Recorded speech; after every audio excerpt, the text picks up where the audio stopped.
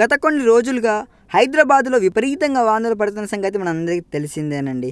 అయితే ఈ వానల కారణంగా రామ్ చరణ్ మూవీ ధృవకి విపరీతంగా ఆటంకాలు కలుగుతున్నాయంటండోయ్.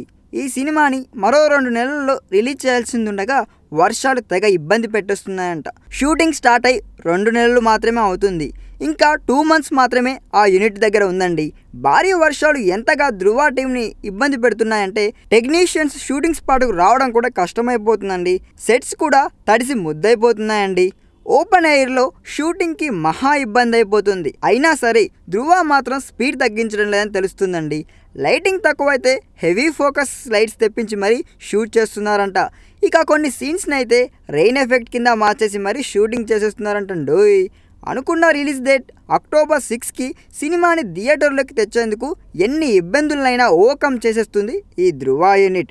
ముఖ్యంగా చెర్రీ చూపిస్తున్న ఎనర్జీ లెవెల్స్ని చూస్తుంటే యూనిట్ అంతటికి హుషారొచ్చేస్తుందంటండోయ్. చూడాలి మరి. చాలా ఇబ్బందులను ఎదుర్కొంటూ వస్తున్న ఈ మూవీ చివరికి చరణ్కి ఎలాంటి ప్రతిఫలం మిగిలిస్తుందో. ఈ వీడియో మీకు నచ్చినట్లయితే సబ్స్క్రైబ్ చేయండి. ఫిలిమి స్టార్స్ బోలెడంత న్యూస్ బోల్డ్గా.